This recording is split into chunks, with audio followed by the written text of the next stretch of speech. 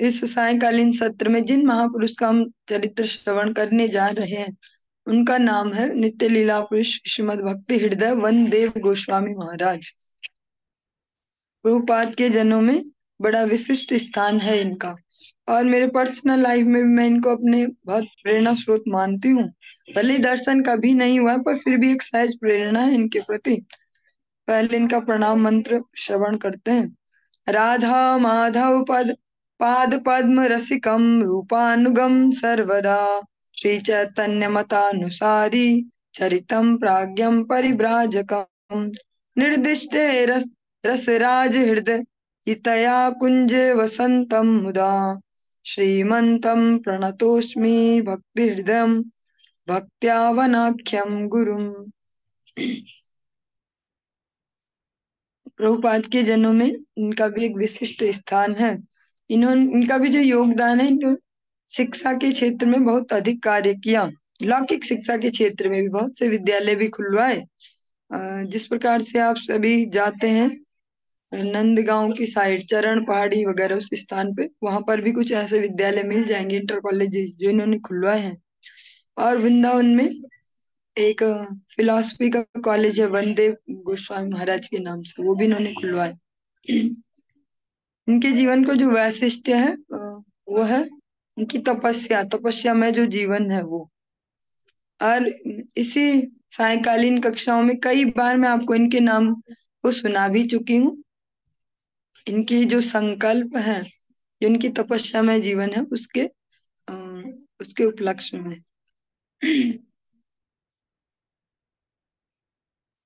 चलिए, इनका जो बचपन का नाम है वो है नरेंद्र नाथ मुखोपाध्याय। ये नरेंद्र नाथ परवर्ती काल में सन्यासी रूप से समस्त विश्व में गौरवाणी के एक निष्ठ प्रचारक त्रिदंडी स्वामी श्रील भक्ति हृदय वनदेव गोस्वामी महाराज के नाम से विख्यात हुए। ये नाम आपने अगर याद हो तो जो प्रथम चरित्र सुना था उसमें भी आपने सुना था कि जिनको प्रभुपाद जी ने स्वयं से विदेश प्रचार के लिए भेजा, जिन 3 लोगों को, उनमें पहला नाम इनका ही है।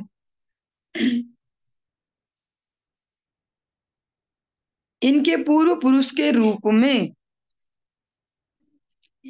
श्री सुसेन पंडित, श्री जगदानंद पंडित एवं सार्वभौम श्री माधवानंद पंडित 3 सहोदर भ्राता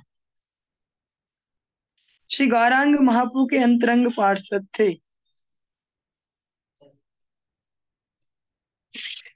जो पूर्व पुरुष मीन्स जो इनके वंश में जिनके पूर्वज रह चुके हैं उनमें से उनकी बात हो रही है।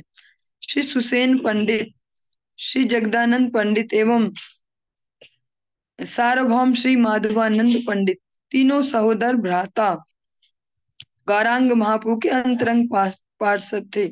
द्वितीय भ्राता श्री जगदानंद पंडित श्रीमन महाप्रभु के सहपाठी थे, जो द्वापर लीला में श्री कृष्ण महिषी वाम्य भावा सत्यभामा देवी थी। श्री नवद्वीप लीला में श्री जगदानंद पंडित के रूप से नित्य ही महाप्रभु के साथ प्रेम कलह लीलाधारी थे। सार्वभौम माधवानंद महाराज ने लक्ष्मण सिंह कृत्रिक भरद्वाज गोत्र में श्रेष्ठ व्यक्ति के रूप से ख्याति प्राप्त की। इनके अधस्तन पुरुष महर्षि स्वरूप चंद्र के तृतीय पुत्र ब्रह्म ऋषि श्री रजनीकांत मुखोपाध्याय थे। जो नाम हमने सुने हैं श्री सुसेन पंडित, श्री जगदानंद पंडित और सार्वभौम श्री माधवानंद पंडित, इनके पूर्व पुरुष हैं। इनके जिस प्रकार से हम अगर अपनी लोकल भाषा में बोलते तो पितृगण, हमारी परंपरा के, तो ये लोग जो महाप्रभु के इतने निज जन, इतने घनिष्ठ संबंधी हैं, वो इनके वंश परंपरा में आते हैं। इसी परंपरा में जो इनके पिताजी हैं श्री रजनीकांत मुखोपाध्याय, वे ब्रह्म ऋषि रजनीकांत के कनिष्ठ पुत्र श्री नरेंद्र नाथ मुखोपाध्याय थे।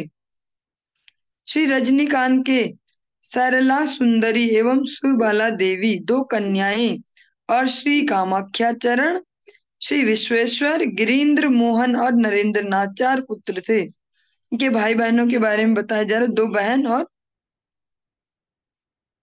4 ये भाई हैं।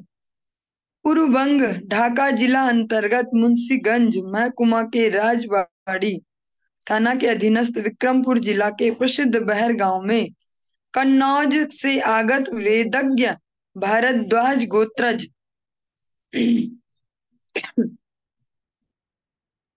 श्री हर्ष की वंश परंपरा में 35वें अधस्तान श्री रजनीकांत के कनिष्ठ पुत्र के रूप में विशिष्ट ब्राह्मण परिवार में 23 मार्च 1901 में श्री नरेंद्र नाथ मुखोपाध्याय का आविर्भाव हुआ।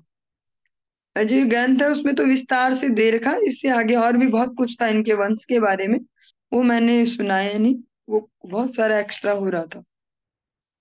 जो मेन है समझने के लिए, जिस परिवार में इनको जन्म मिला कि विशिष्ट ब्राह्मण परिवार है, भारद्वाज गोत्रीय ब्राह्मण परिवार, और इनके 3 भाई और 2 बहन और भी हैं। पिता श्री रजनीकांत मुखोपाध्याय ज्योतिष शास्त्राचार्य, निष्ठावान सात्विक ब्राह्मणाग्रगण्य, त्रिसंध्या स्नान जप पूजादि आचारवान एवं वेदज्ञ थे। जो इनके पिताजी हैं वो आचरणशील ब्राह्मण हैं और एक ज्योतिषाचार्य भी हैं। पिता की इस प्रकार की साधना से बालक नरेंद्र नाथ प्रभावित हुए। इसी से ही स्पष्ट होता है कि जो मैं अभी बोल रही थी शुरू में कि इनके जीवन में तपस्या विशिष्ट है, तो वो साधना वो कहीं ना कहीं बाय बर्थ भी होता ही है, जो परिवार में परिवेश देखा हो। इस प्रकार उनके पिताजी के बारे में सुन पा रहे। 19वीं शताब्दी के प्रथम चरण में ब्राह्मण प्रभाव समृद्ध स्वनाम धन्य विद्वज्जन अध्युषित अंचल के रूप से ढाका जिला अंतर्गत विक्रमपुर परगना था। ब्रह्म ऋषि श्री रजनीकांत महोदय 50 वर्ष तक विक्रमपुर पंचायत के प्रधान सभापति के रूप में सभी के अत्यंत श्रद्धाभाजन होकर विराजित रहे। श्री नरेंद्र नाथ की मातृदेवी जो माता जी हैं दक्षिणा काली देवी भी ब्रह्म ऋषि के समान धर्म परायणा, निष्ठावान, आचारशीला, सर्वजन श्रद्धा भाजनिया विदुषी महिला थी। जो इनकी माता जी हैं उनके ये गुण बताए जा रहे। वे अतिशय कोमल हृदया, दयावती, सरल हृदय व दुख हारिणी महिला थी। श्री नरेंद्र नाथ को माता पिता शिशु काल में प्यार से नसु नाम से पुकारते थे। जैसे घर में हम बच्चों का कुछ भी नाम बोल लेते प्रेम से, इनको नसु कहा जाता था।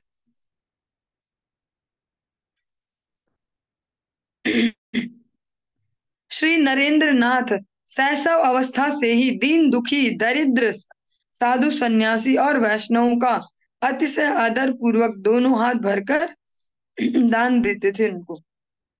ब्रह्म ऋषि पिता का अनुसरण कर जैसे पिताजी का आचरण देखते थे वैसे ही आचरण करते। इसीलिए कहा जाता है हमें बच्चों पे ज्यादा फोकस करने की बजाय अपने आचरण पे फोकस करना चाहिए, फिर वो देखेंगे क्या करते हैं माता पिता।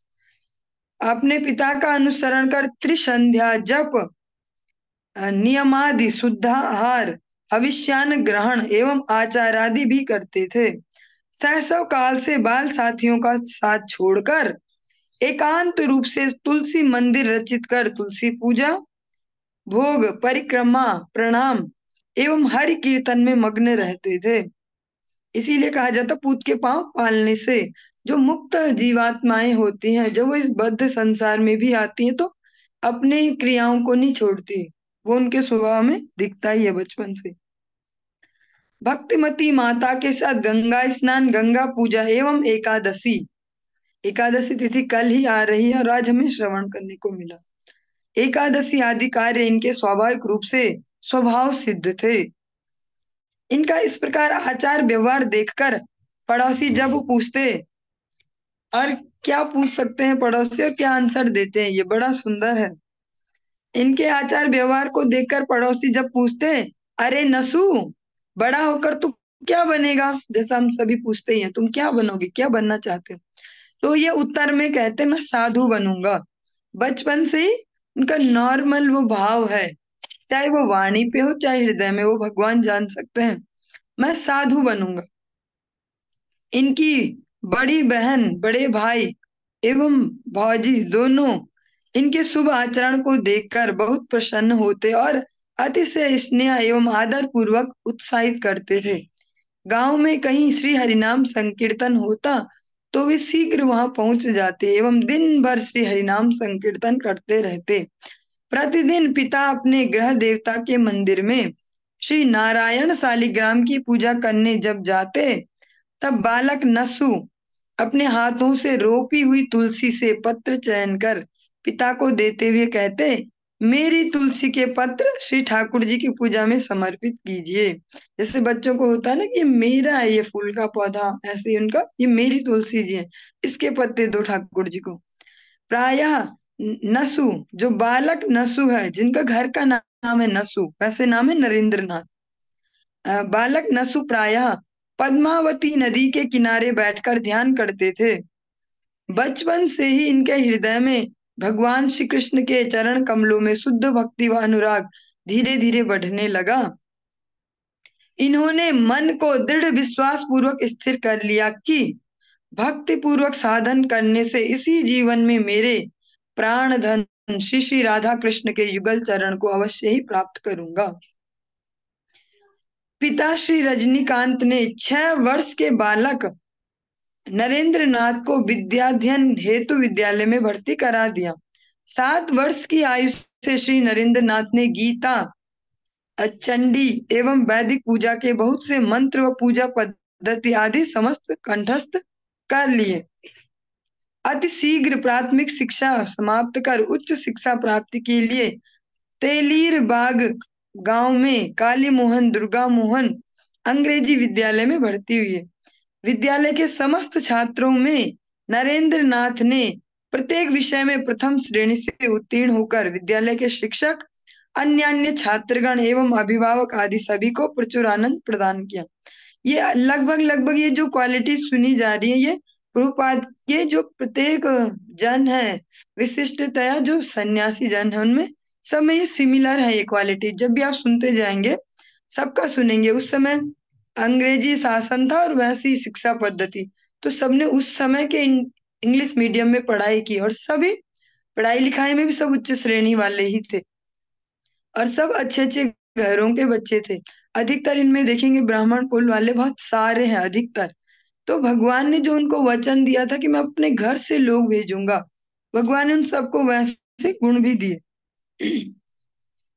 नरेंद्र नाथ नित्य प्रति पद्मावती नदी में बहुत समय तक तैरते रहते थे एवं तैरने की प्रतियोगिता में अपने सभी साथियों को पराजित कर देते थे।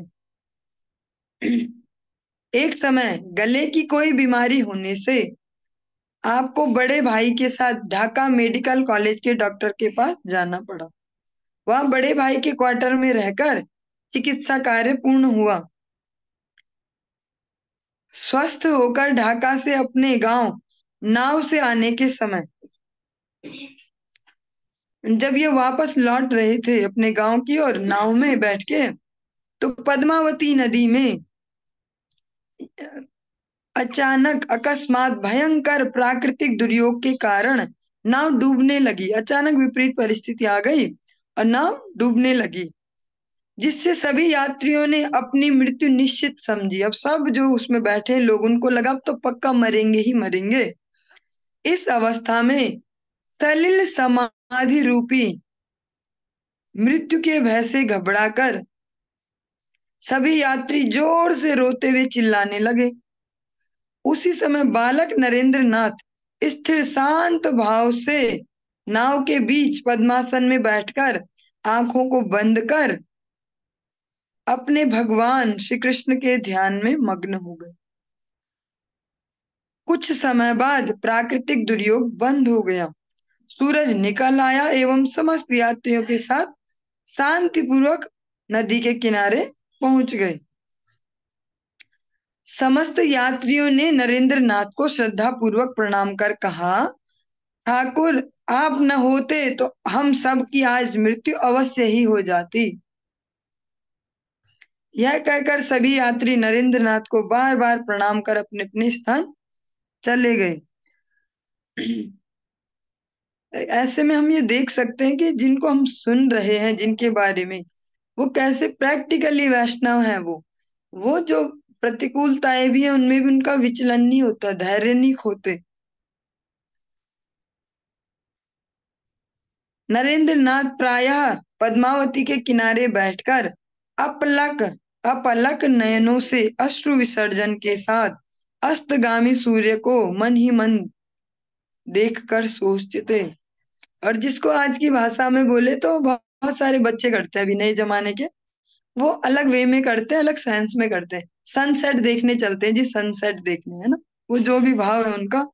लेकिन जो नरेंद्र नाथ है जिनका हम चरित्र सुन रहे हैं, वो जब सनसेट को देखते तो बिना पलकों को झपकाए और अश्रु विसर्जन के साथ नैनों में जल भर के उन सूर्य देव को जो अस्ताचल की ओर जा रहे हैं उनको देखकर सोचते, इस प्रकार अति सुंदर स्निग्ध ज्योति के बीच, जो अभी ये सुंदर ज्योति है, स्निग्ध ज्योति, इसके बीच मेरे प्राण धन श्री कृष्ण निश्चित ही एक दिन मुझे दर्शन देंगे।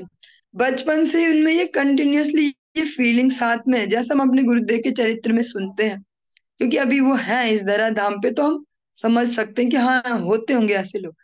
एक 8 साल के बच्चे को क्या पता होता है भगवान क्या होगा, गुरु क्या होते हैं, संत क्या होते हैं, क्या वृंदावन। वो इस अवस्था में अपने गांव से इतनी दूर ट्रेनों में बैठ के बिना टिकट बिना खाना पीना कैसे वृंदावन पहुंचे, इतने दिनों की यात्रा के उपरांत, केवल इसलिए कि भगवान चाहिए मुझे। तो यही इनके जीवन में भी हम बचपन से सुन रहे हैं। एक भाव कंटिन्यूअस चल रहा है, सब कुछ दुनियादारी भी चल रही है, पढ़ाई लिखाई घर परिवार, लेकिन साथ साथ एक भाव दृढ़ता से साथ साथ है कि मुझे ठाकुर जी राधा रानी के दर्शन चाहिए। सन 1912 1912 में नरेंद्र नाथ की आयु 9-10 वर्ष की थी। भारत सम्राट पंचम जॉर्ज एवं तत्पत्नी साम्राज्ञी के सिंहासन आरोहण का उत्सव विपुल समारोह के साथ दिल्ली में आयोजित हुआ। उस समय भारत में ब्रिटिश शासन चल रहा था। यह उत्सव भारतवर्ष के समस्त शहरों कस्बों एवं गांवों में मनाया गया। विक्रमपुर के कुंभकार द्वार सिंहासन में विराजित सम्राट साम्राज्ञी की मिट्टी से बनी हुई मूर्ति का प्रसिद्ध बहरगांव जमींदारों के तत्वाधान में ग्राम पंचायत के सभापति, जो कि इनके पिताजी हैं, श्री ब्रह्म ऋषि श्री रजनीकांत मुखोपाध्याय के अभिनायकत्व मीन्स उनके लीडरशिप में बहरगांव में भी एक उत्सव संपन्न हुआ। बहरगांव के कुंभकार द्वारा निर्मित भारत सम्राट साम्राज्ञी की मूर्ति की छवि अखबार में देखकर सम्राट ने अत्यंत संतुष्ट होकर बहरगांव के कुंभकार को बहुमूल्य उपहार प्रदान किया। जो वहां बनाई गई थी उनकी मूर्तियां, दोनों पति पत्नी की, जब उन्होंने न्यूज़पेपर में देखा कि ऐसी मूर्तियां बनी है हमारे इस गांव में, तो फिर उनको बहुत सारा उपहार भी दिया। श्री नरेंद्र नाथ ने पिता के साथ बहरगांव के उत्सव में जाकर भारत सम्राट पंचम जॉर्ज व साम्राज्ञी मैरी की मिट्टी से बनी हुई मूर्तियों के दर्शन किए। जहां भी श्री हरिनाम संकीर्तन व श्रीमद् भागवत का पाठ होता, वहां बालक नरेंद्र नाथ पहुंच जाते और श्रद्धा पूर्वक श्रवण कीर्तन करते थे। नरेंद्र नाथ बचपन से श्री कृष्ण एवं शिव जी की छवि खाते पीते उठते बैठते पाठशाला आते जाते सोते जागते आदि अवस्था में 24 घंटे अपने साथ लिए रहते थे, अपने साथ लेके घूमते थे। उनकी जैसे बोल सकते हैं फोटो भगवान कृष्ण की और भोलेनाथ की। शिव जी की ध्यानावस्था छवि देखकर नरेंद्र भी उसी प्रकार पद्मासन में बैठकर ध्यान करते थे। इसीलिए जो बचपन होता बड़ा सेंसिटिव समय हमारे जीवन का, सबसे बहुमूल्य समय वही है। हमारे जो विचार है, आगे का जीवन है, उसकी नींव इस समय ही पड़ती है। जो भगवान भोलेनाथ की ध्यान अवस्था वाला चित्र देखते तो उनके जैसा उनको कॉपी करते, फिर पद्मासन में बैठ के ध्यान करते। ध्यान करते समय उनकी आंखों से अश्रु निकलते रहते, जिसे देखकर सभी आश्चर्यचकित हो जाते। बालक नरेंद्र 10-11 वर्ष की आयु में ही नाव चलाने में पूर्ण दक्ष हो गए। और जो ये इनकी क्वालिटीज है ना, जिस प्रकार आप बार बार सुनते हो कि कोई भी क्वालिटी आप में कैसी भी भगवान की सेवा में यूज करो, तो जो ये इनकी क्वालिटी सुन रहे हैं कि ये तैर बढ़िया सकते हैं, नाव बढ़िया चला सकते हैं, ये बाद में जब ये विदेश प्रचार में गए, अभी इस जो अभी हम सुन रहे हैं इसके अंतर्गत ना भी सुनने को मिले, पर इनका एक अलग से ग्रंथ है, उसमें मैंने पढ़ा था। जो इनका ये नाव वो तैरने वाली जो ये क्षमता थी ना बचपन की, ये कला इनको वहां विदेश प्रचार में भी काम आई, क्योंकि जहाँ हमेशा 12 महीने बर्फ रहती है, वैसी जमी नदियां रहती, वहां भी इनके काम आई ये सारी योग्यताएं बचपन की जो सीखी है। पद्मावती नदी में अपने माता पिता बहन आदि को नाव में बैठाकर इस पार से उस पार ले जाते और ले आते थे। इस समय एक समय बड़ी बहन सरला देवी के ससुराल से लौटते समय माता पिता और अन्य लोगों न, को लेकर नौका से बालक नरेंद्र पद्मावती नदी को पार कर रहे थे। उसी समय भयंकर अंधड़ तूफान आने से नौका डगमगाने लगी। सभी यात्री घबराकर दुर्गा दुर्गा बचाओ बचाओ कहकर चिल्लाने लगे। इस प्रकार से बंगाल में दुर्गा देवी उनकी मेन आराध्या होती है। बालक नरेंद्र ने क्रोध पूर्वक कहा, गुस्से में कहा, चिल्लाना बंद करो, केवल हाथ से ताली बजाकर आप सब जोर से श्री कृष्ण नाम का कीर्तन करो।